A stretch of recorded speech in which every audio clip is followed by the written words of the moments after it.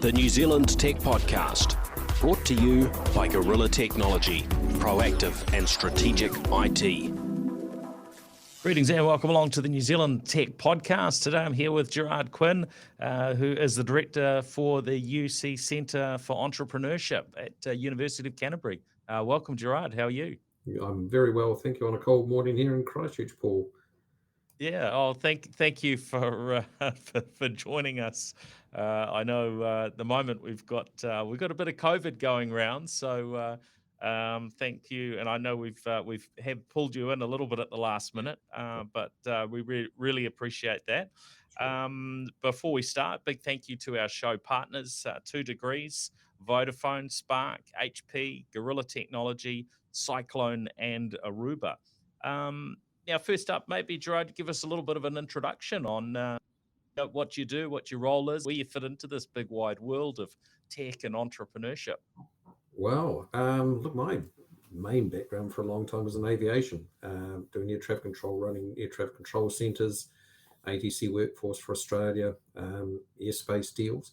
But when I came back from Australia in the early 2000s, my first job was to work for 6 of the largest electronic companies in Christchurch. That's the Tate Electronics and the Invensys and Eaton Powerwares, and trying to turn them into a commercial network.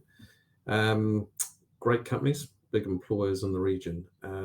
So that was my first real introduction into tech. And then I ran economic development agencies. So a big part of economic development is how do we keep business sectors relevant and innovative and growing. And innovation entrepreneurship is a huge part of that. So after a little path through economic development, I ended up here at University of Canterbury. Started about 6 months ago, running the Centre for Entrepreneurship, and it's a great, exciting place to be. Just seeing young people, in particular, amaze themselves with what they can do. Oh, fantastic! That's great. Well, really looking forward to delving in and hearing more about the Centre for Entrepreneurship and your work there during the episode. First up, we're just going to run through some news bites. Now, one of the ones that caught my attention is the UK signing a US border deal that basically will see them sharing biometric data that's held by police about their citizens with US border officials.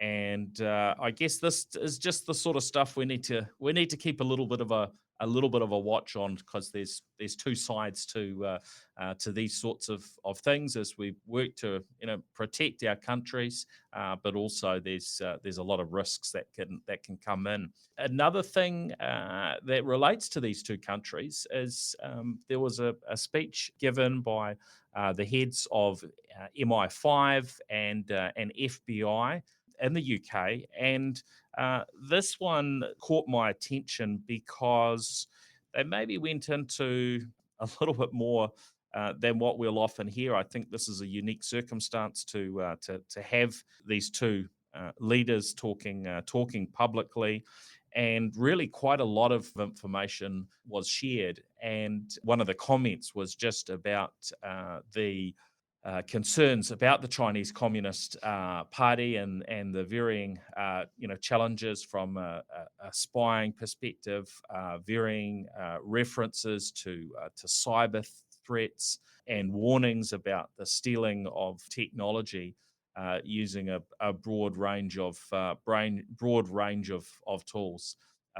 One of the comments that I'll quote is it said, "Even more serious threat to Western businesses than even many sophisticated business people realized," and went into a range of references of how US and UK companies should be very cautious. And there was one example that was given of a UK company that had did some business with a Chinese firm, and they ultimately ended up 3 years after that deal, basically hitting the wall.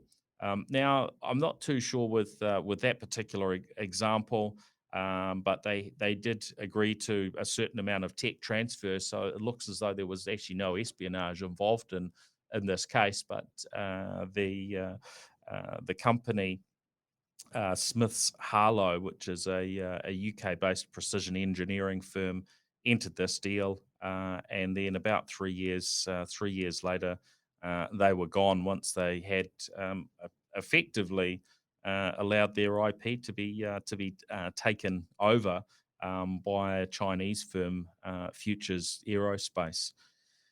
But there's you could probably Google this if you're interested, and a lot of that the speech and the content there is online. But there's a fair bit of warning there, and it probably uncovers some things that many of us might not have realised. Often, of course, there's a level of fear around certain nations. But we don't often probably hear from people at this sort of level that would have a viewpoint that is probably backed up by a lot of reality and a lot of data that we wouldn't normally see. Also in news, Microsoft's Azure having some capacity issues, which they're blaming on supply chain. And Microsoft is saying they'll move to restrict trials and internal workloads to prioritize growth of their existing customers. So this is not something that we've seen before. We think of the cloud as something that's infinite and flexible, and we can just draw on as much as we like. Let's hope that doesn't become a longer term issue.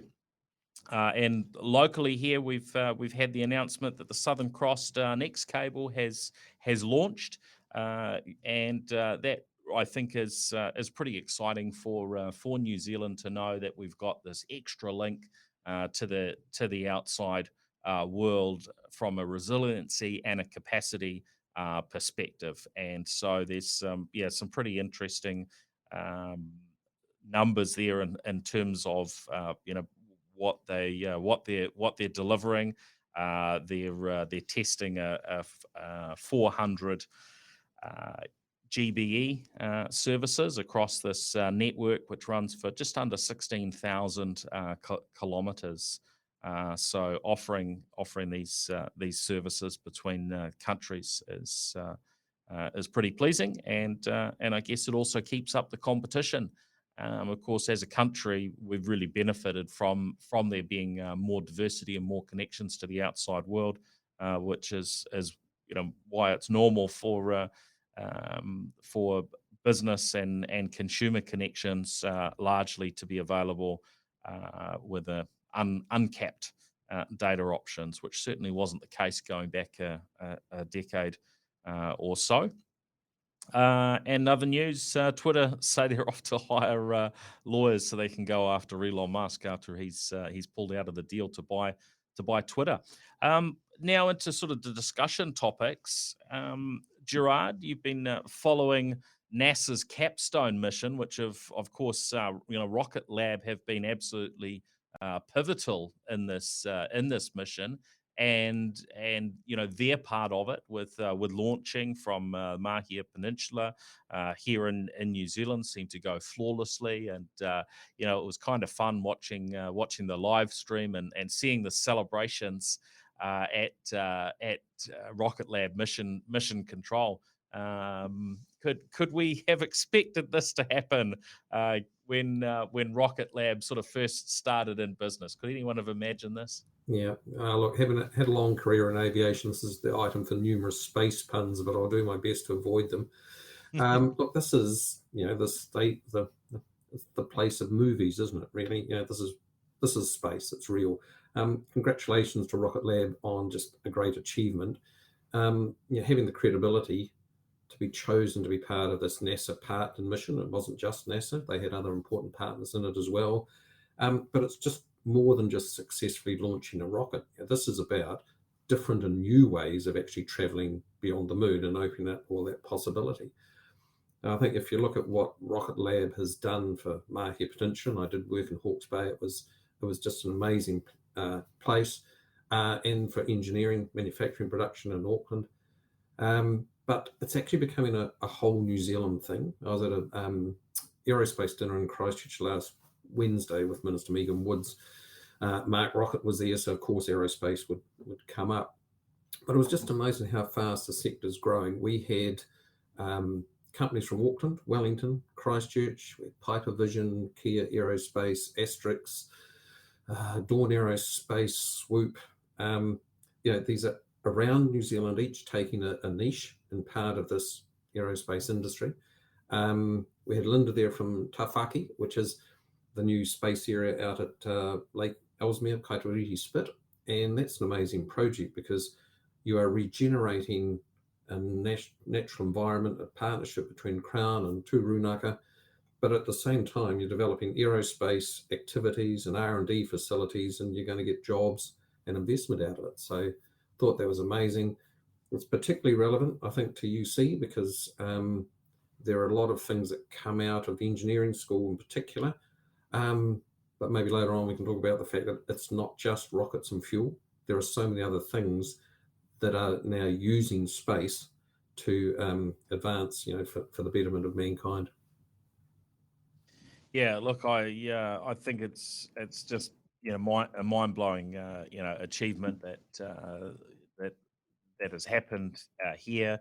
They're not quite the mission isn't at a completion point just yet. That takes some time, but some real innovation in terms of being able to get this satellite heading up and getting to the moon using a small rocket. And I think they're talking it's about a 25 kilo payload ultimately going up into orbit But also to the moon. the cost, being able to do it for the cost they can do it at compared to, the days of Saturn V's, and it means that you can do so many more things and make it accessible. It's just fantastic. Yeah, I think these sort of you think of a mission to the moon and a multi-billion-dollar type of thing would be. I mean, I guess there isn't a norm for getting to the moon because it's been Not done yet. so few times. But to see this mission being done for in the low tens of millions of US dollars. I think Rocket Lab's involvement was maybe 10 million USD, and the entire mission was certainly under 50 million New Zealand dollars from what I've seen. So on that scale, it's kind of a little bit hard to get your head around that this could be achieved for such a small figure.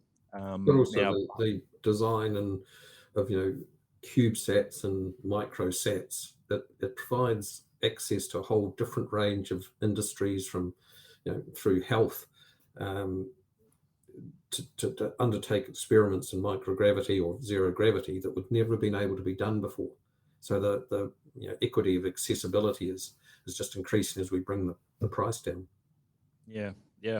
And also this mission, we've seen, I think some of the benefits of the work that Rocket Lab have been doing on that from a vertical integration perspective, that they're not just the launch vehicle, but they're really involved across the board with a whole range of technology pieces that join together, and that's also enabling them to win other business because they're able to provide an end-to-end solution for their customers. So that just creates more exciting jobs here in New Zealand and will help the overall sector. So yeah, really and pleasing. there may be possibilities in the future for assembly, where that's actually done offshore or not, and of course where we launch from is all up for grabs as the industry develops as well.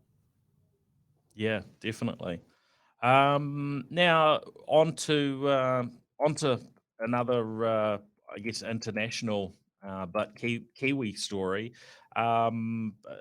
Two companies, Qual IT and their partner entity, Sequa, is it SEQA? And they do quality assurance work and software development, apps and cybersecurity of software development are being bought by Planet out of Australia, which is part of the Japanese financial services group Nomura. Um, this one's quite interesting because they've really grown to quite a size, and we often have these businesses that we don't even uh, necessarily notice what they're up to and how innovative our Kiwi firms are, often on a global scale, until somebody comes along and acquires them, and a lot of money Mhm. changes hands. What's your thoughts on this one, Jared? Look, I think one point you brought up there about the amount of innovation and things. Um, yes, we are hugely innovative. Sometimes it's not necessarily a new physical product or something, but it could be a service. I think remember hearing one of the leads for Xero many years ago saying they haven't changed the laws of mathematics, they haven't changed the laws of accounting. What they've done is make it easy for people to fill in their invoicing and tax returns. So you can actually take something that's really a process can be a technology. So we have all of those things happening because I think generally we're a very practical nation and we go out and solve practical problems. And I must admit, I don't know too much about the Qual IT one, but when you hear about these, you often, sometimes quite a harsh reaction to local companies being sold offshores. But when you think about it, the owners have built a great company. It's attractive enough to be bought. They deserve the rewards for doing it. And we all know serial Kiwi founders who have used the proceeds from the sale of their first company to start new businesses and start the cycle all over again. So promise of hundreds of more jobs, has to be good for building the scale of the Yeah, IT it's sector great. around the country. And I think now the challenge will be to find those skilled people.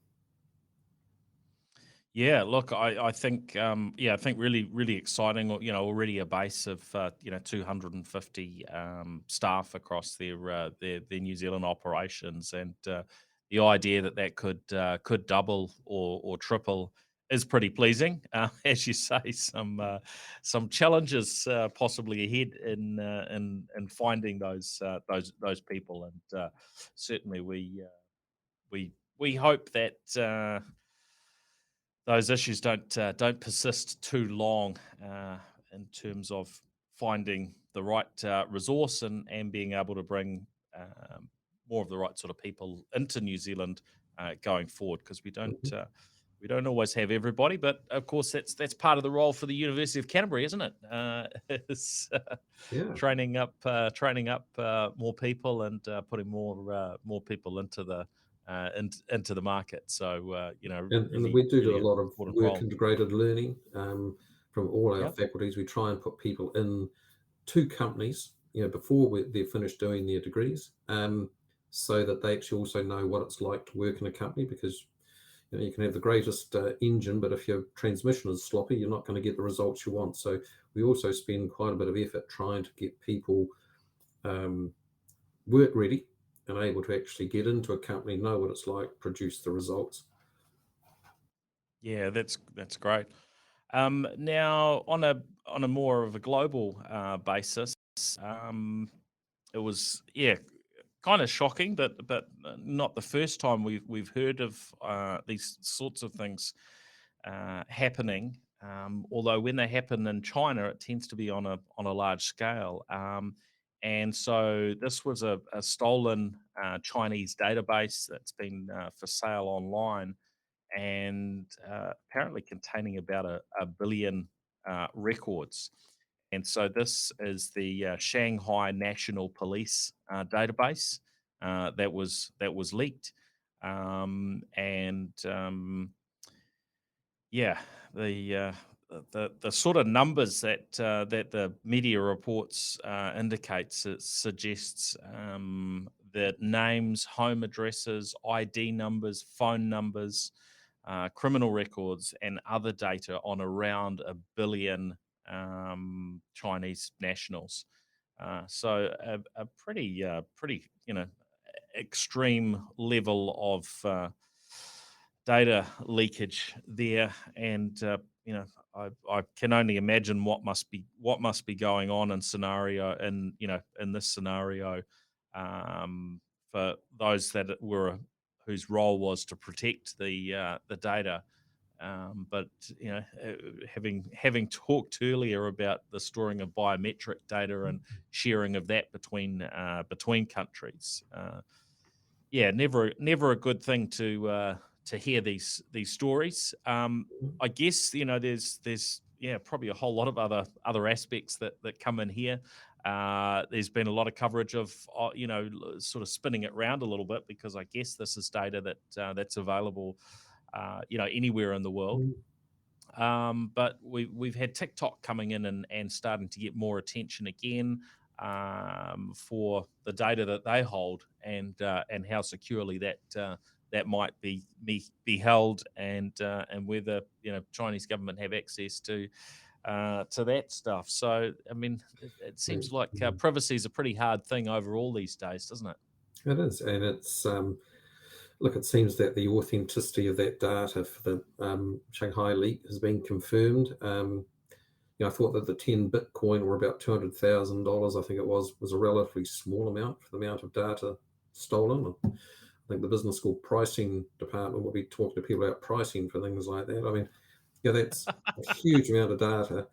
Not encouraging it at all, but I thought, that's actually going after a very small reward for a really awful intrusion into people's lives and data. It's a problem of our times.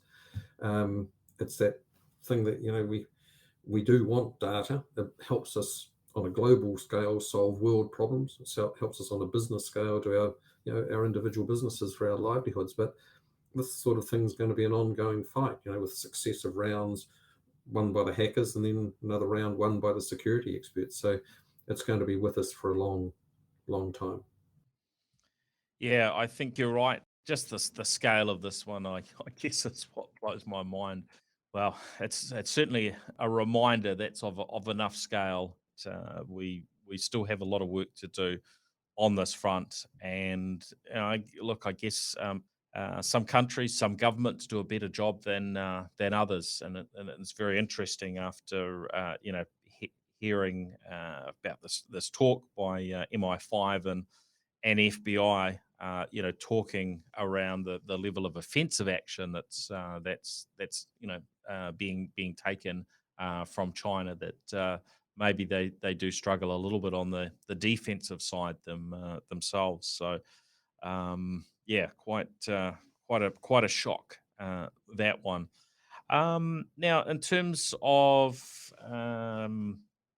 other news, Starlink have launched their option, so satellite connectivity for boats. And reading some of the background on this, I think a few folks were maybe a bit shocked to hear that Starlink, that we can order for our home locations, particularly of interest to those in rural areas that maybe don't have ideal access to local networks, and these can be purchased.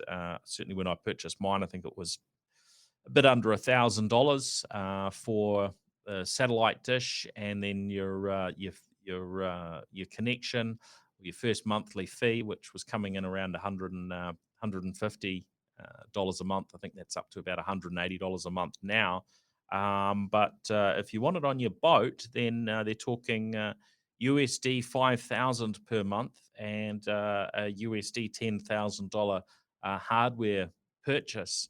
But delving a little bit deeper, it does seem like those that are fronting up with this money and committing to this subscription are certainly getting something that's got a few variances in terms of the service. So there's dual dishes, and no doubt a fair bit of R&D that SpaceX are still having to cover, and it's these sort of commercial opportunities that will, to some degree, you could say, will subsidize, those everyday connections for folks.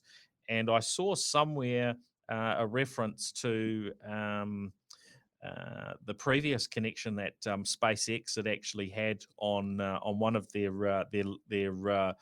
vessels for rocket landings, that they were spending US $150,000 a month for a satellite-based internet connection to reach them out there.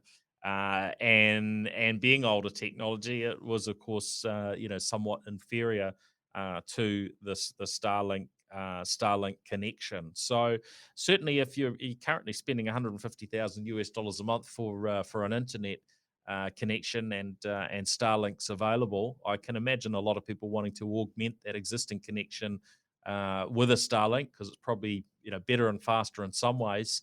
But it is still new tech, and from what we can see, it actually doesn't have full global coverage. But I What think, are your yeah. thoughts here? Well, I think it's probably what you've pointed out there, that it is a new tech. If you go back a few years and think what it would cost to buy a satellite phone, or a minute of time on a satellite phone, imagine the cost then and how horrific you thought that was. And it is a new industry. So I think, as most of the tech entrepreneurs out there in your audience would understand, how do you generate sales with enough money to fix the problems that you've really got still anyway, and then develop the new product offerings. So it's really, I think, more of a business model discussion. Do you start with a bit of price skimming that, maybe you assume that if you've got a boat, then you can also afford to pay more for your next connection. So yeah, I think it's more of a business model thing for, and the early adopters are picking it up. And if you do that, you have to be prepared to pay more. Yeah, look, I mean, I can imagine there's a few folks with their super yachts that will have streaming and other things that they probably haven't necessarily had before Mm. these connections are available, or certainly a much better overall connection. So yeah, there's certainly a bunch of customers that these figures won't be any sort of challenge Yeah. for, but the average Kiwi attaching one of or a pair of these to their fishing kayak, Mm. probably not so much. And look, But again, you it know, will open up things eventually, that, when we come these two-way data exchange sources, we'll find ways that aren't in the phone call and entertainment aspect. It'll be a great platform that we can use for all the other data transmissions and things we need around climate monitoring, and other things from locations around the world, not just fixed stations. So it's early stages. yeah, it is. Now there was a map, a sort of coverage map on the Starlink site that shows not global coverage. When I tried a couple of days ago to see if I could just to find the details, and for ordering one of these for New Zealand, basically came up and said not available right now, even though we're well within the coverage. So that may well have changed now. If you're desperate to get one of these, if it hasn't, then I can imagine some people might be trying to have one of these shipped to the US. But look, it is quite a big deal. And in fact, I was looking at upcoming road trip, and looking at where we've still got some black spots in terms of mobile coverage, and challenges with EV charging and so on, and the west coast of the South Island. I was looking at that and thinking, oh, should I be throwing a Starlink in the boot? Do I need some internet connection in those places where you can't get cell phone coverage, or should I be looking to rent a sat phone, or do you use an EPIRB? We're just getting more and more options available to us, aren't we, for remote parts of the world that in the past we just you would have no expectation of any connectivity at all. Yet, more and more these things are getting better and better. You could pop one in your boat and tow it on your South Island holiday Paul. There you go. But it's not just the West Coast. Your State Highway 1 between Christchurch and Dunedin has black spots for mobile coverage. And Yep. the weather can get cold down there in the middle of the South Island. So really is something that's would be great to have a better coverage along those, especially the highways. Yeah. Now, one just last thing to cover before we sort of delve in and hear a bit about the UC Centre for Entrepreneurship. In quite an unusual turn of events, a Dutch university has ended up profiting somewhat from a ransomware situation because law enforcement were basically able to recover the funds that they had transmitted to pay for in a ransomware attack, and they paid out the ransom in Bitcoin, something around 200,000 euros. But the story goes that between the time that this happened in 2019 and when the funds were returning, Bitcoin, of course, had moved, and we all know it's been fairly volatile, and especially lately. Apparently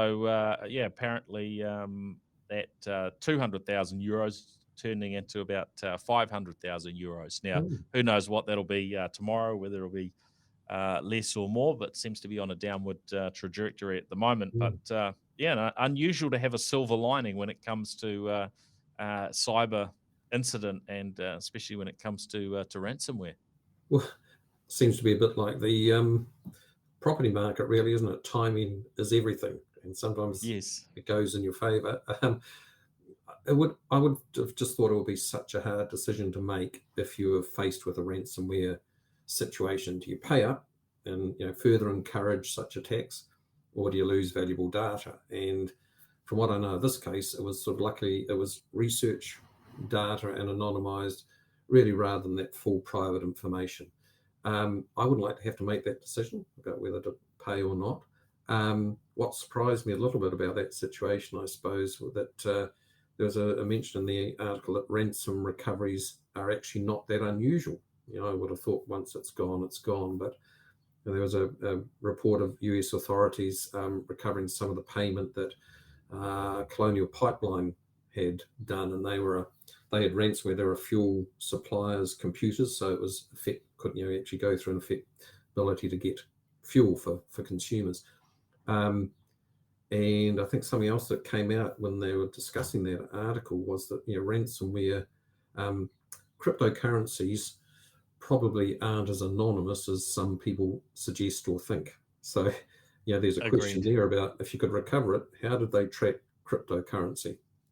What didn't surprise me so much was the line in the article that the ransomware underground suffered from a shocking lack of honor among thieves. So maybe it was an insider job to get the money back.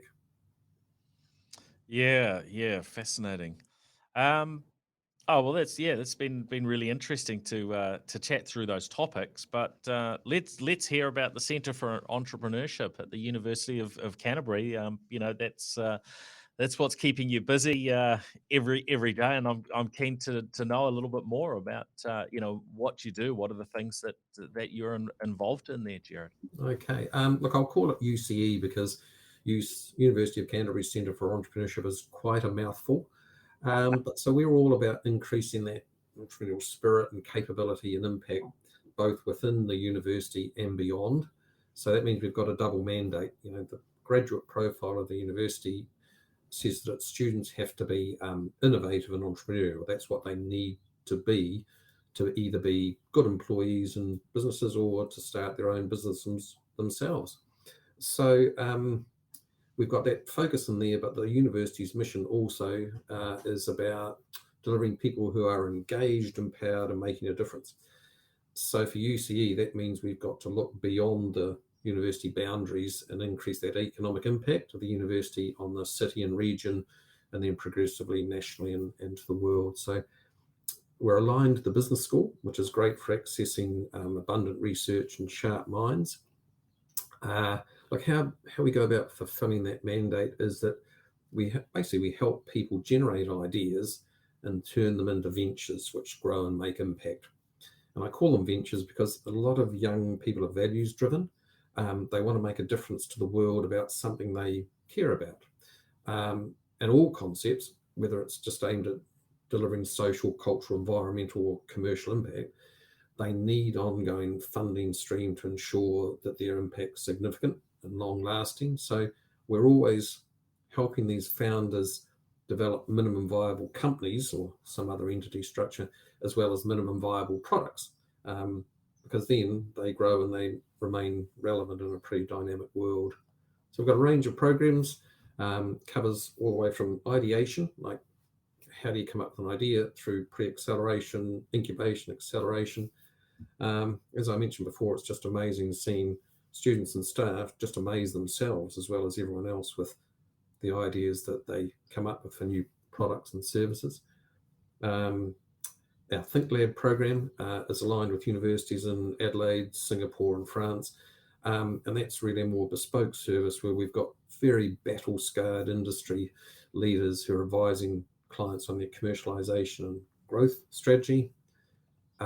We've built a very deep expertise in the 4 supernodes of the priority sectors that our local economic development agency, Christchurch NZ, is focusing on as being the ones that can really push along our regional economy. And those supernodes are aerospace and future transport. And I mean, just look how much we've talked today about aerospace things has been a new frontier. Food, fibre and agri-tech, health tech and resilient communities, and high-tech services. So that's like what we're here to do. We're here to make impact. My job at the moment is, how do we take this huge asset, this university asset, and how do we sweat it a bit and actually make a difference outside the boundaries? So happy to talk about some of the programs if you're interested. Or that would be fascinating. I mean, I have great memories of Canterbury University. My father worked there for many years, and I would come onto the campus for all manner of technology related things. So I can remember playing Pac-Man on the university campus, probably in a space that was for university students while I was at school, getting access to the latest in printing technology. So I would do my school assignments, and I would turn up at the university with $1, and they would give me a laser printout of my assignment, which would astound my high school teachers in the 80s, because most people hadn't seen anything off a laser printer before. And so, and of course, my dad's work was, working with computers in his case in the math department. So I know that there's always a lot that goes on campus there. But it would be fascinating to know a little bit about some of the programs. What are the things that might catch people's interest, or if these are things that people maybe want to get involved in. Yeah, look, I can probably go back a bit further than you, Paul. I can remember going to a pub and thinking that Space Invaders was high tech, and all you could do was move a lever and tap a button, and I thought that was really high tech. But we start right at that student end again, so we support and coach the business clubs on campus. We've got a lot of clubs like Investment Society, the Entrepreneurs Club with competitions, through to Global China Connection and Malaysian Club. Now there's over 1,000 students there who are interested in starting businesses. We run the engagement program for the business school. So we connect industry to all that knowledge, skills, talent, research, and resources of UC. And we work beyond the business school around the other faculties to bring them to bear for industry partners. We start off, I suppose, at that ideation stage, and we run a hatchery, which is all about experimenting about, do I want to be an entrepreneur? What's it like? What does it mean? And encouraging groups, Māori, Pacifica women who sometimes don't even see themselves as being entrepreneurs, and giving them a place to experiment with it. We've got about 4,800 students who don't identify as either Pakeha, Māori or Pacifica, from all these different backgrounds, and they've got a different worldview. They see different problems. They come up with different solutions. So we're trying to encourage all that sort of diversity and innovation. Out of our, probably the flagship for that is our summer startup program, 12 weeks over summer, December through to February. We do pre-work with them to actually start getting them into the habit, and then this is an intensive 12 weeks. We're really grateful that there's a US benefactor who pays for scholarships for the students. Otherwise, they'd be out there trying to have a job to pay for the next year's living expenses. That's great. And we end up, after 12 weeks, we get these ideas and we take them to the piano in the middle of Christchurch. We might have an audience of 400 people, and they have to present this concept. And that's a big ask. So not only does it address the idea of the venture, but it also grows their capability in believing in themselves and presenting an idea. This year is going to be our 10th edition of the Summer Startup. So we're going to try and make it a real celebration of the achievements of some of the people who've been through it in the last 10 years. And some of those companies, I'll run them down in a minute, have actually turned into very large companies, employing a lot of people and raising a lot of capital. We do other things then, like we run health disrupt challenges coming up at the end of July, and these are 48-hour compressed sessions. Industry poses some industry problems, statements, and we just get people to think about how could we address these problems. And that's feedstock for putting into later programs and actually developing an idea into a concept, into a venture. We've just finished the Food, Fibre and Agritech Challenge, second time we've run this, and that was powered by UCE. We used B-Link from Lincoln University, funded by the Canterbury Mayoral Forum, Christchurch NZ, and we used our Think Lab program there around, again, these problem statements by a huge industry of importance to New Zealand. And we had two streams: venture founders, classic entrepreneurs, and researchers, because what we're trying to do is pull the ideas of research into something you turn into something that makes a difference. The winner this year was Super Pro, was makers of a highly soluble and nutritional pea protein that becomes components into a whole new range of plant-based foods. So, when we think of agriculture here, we have to look at the challenges that are coming up, environmental, considerations that have to be factored into your production, meat substitutions, plant-based food and nutrition. So that's just finished. That was fantastic. We ran it the second time this year. We get so many types of ideas because tech is such a broad term.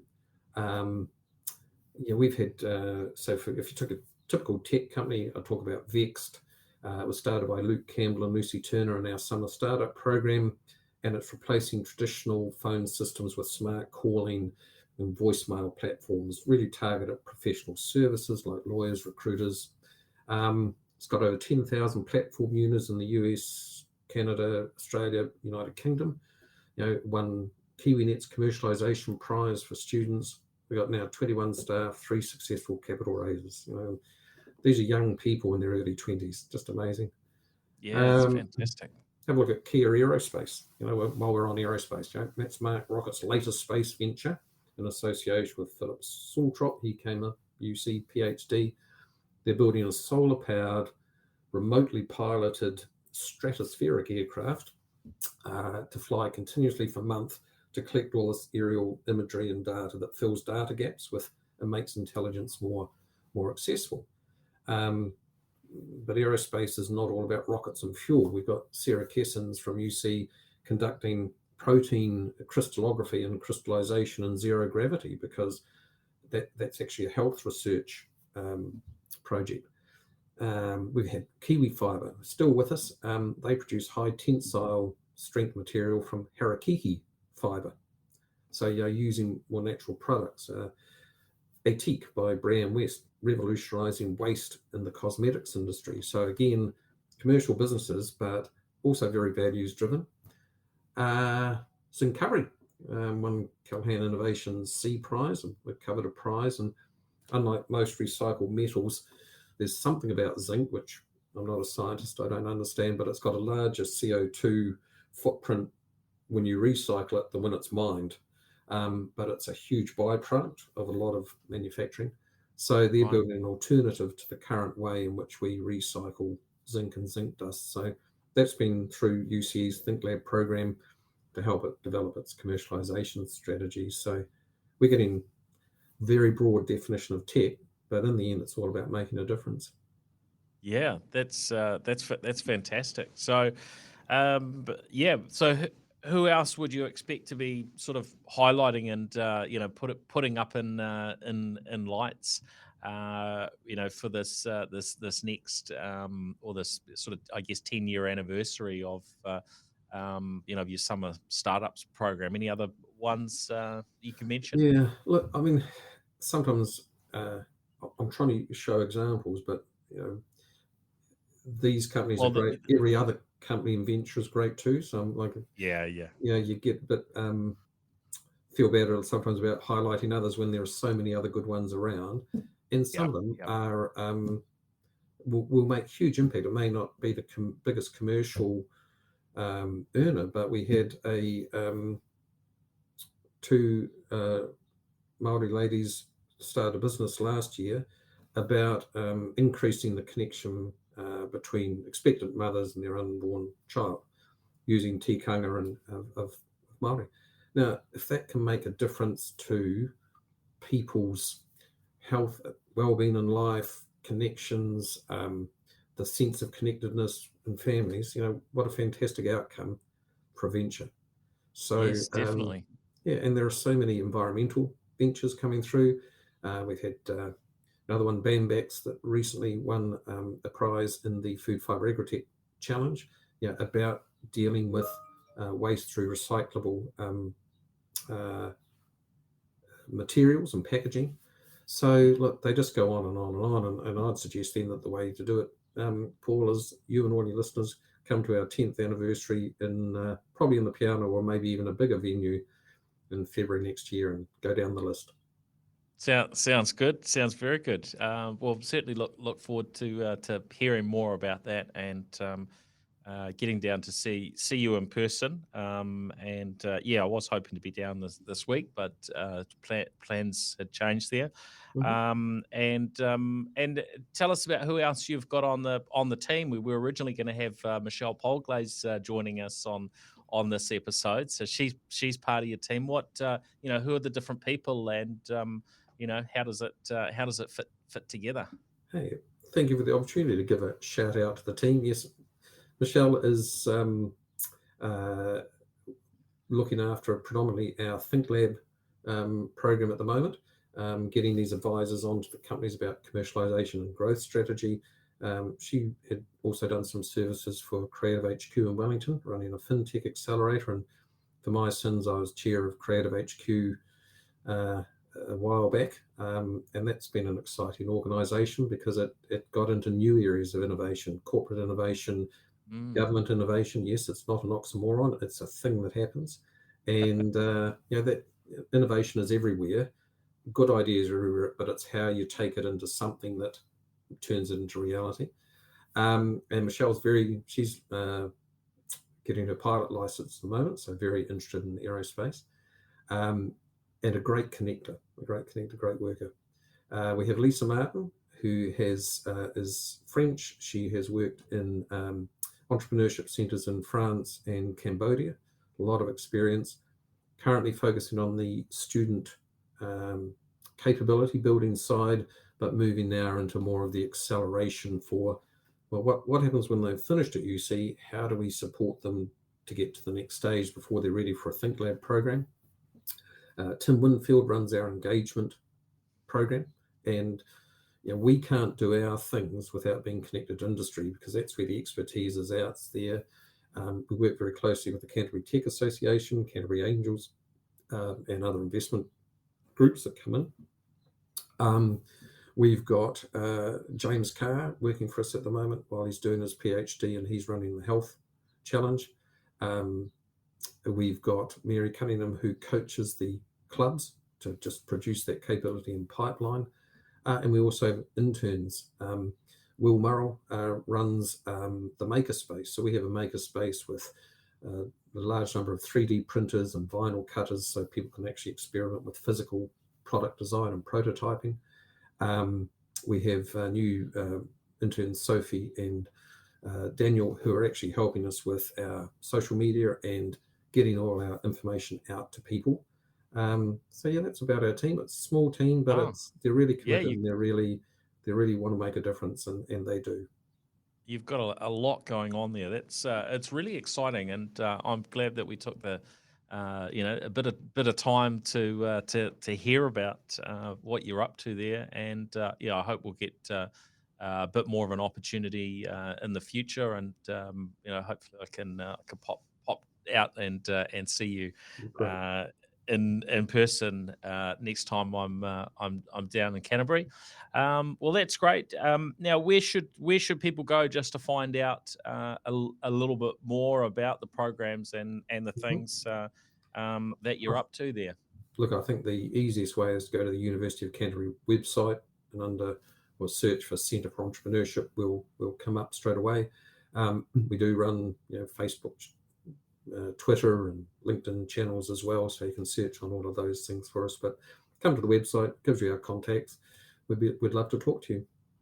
Yeah, great. All right. Well, thanks very much for joining us. Thank you to our show partners for their support of New Zealand's technology and innovation ecosystems. So thank you to Vodafone, Spark, 2 Degrees, HP, Gorilla Technology, Cyclone, and Aruba. And we will be back again with another episode next week. So we'll look forward to catching everybody then. And thanks again, Gerard, and thanks again for everybody for listening in. Cheers. Thanks, Paul. The New Zealand Tech Podcast, brought to you by Gorilla Technology, proactive and strategic IT.